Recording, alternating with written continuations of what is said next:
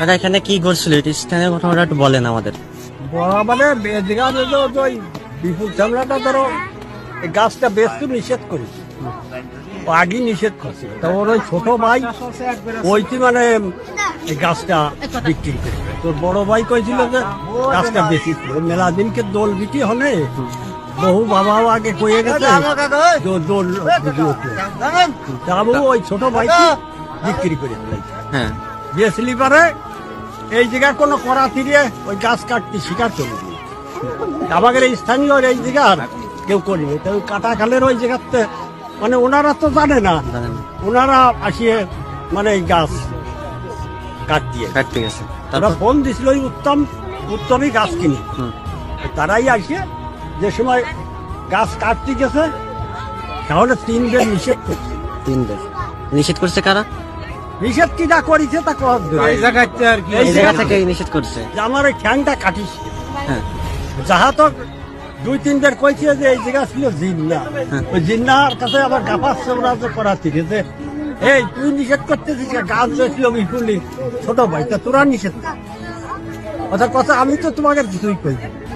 ওরা মনে করছিল যে মানে জিন্না মানে বারণ করতেছে যত মূলি এই গাছের থেকে 3 বার কইছে আবার ঠ্যাং কাটি, তবুও কাটা ওই যাহা তো ওই একটা কাটিয়ে ফেলাইছে।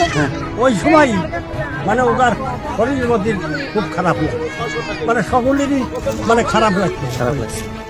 তারপরেও ওই মুরব্বী একজন ছিল, ওই লোক আবার কত আরে গাছ কাটতো না, তাতে আমরা আমি একটু সেবা ভক্তি দিয়ে সরিয়েছি। যাহা তো এই গাছের গোড়ে এই গাছের গোড়ে এই জায়গা দাঁড়াইয়ে যাহা তো আতুচো করেছি শাহুনিও উঁচু করে টেনে নিয়ে গেছে। উঁচু করে নিয়েছি, ওরা 3 জনে টানিয়ে ধরেছি। আমার বড় সল আমার এই জায়গা ওই চেষ্টা শুনে দড়ু আসে সেও সে দড়ু আসেও দেখে 2-3 হাত উঁচু করে মানে নিয়েই যাচ্ছে, ঠ্যাক ধরে টানিয়ে রাখতেছে।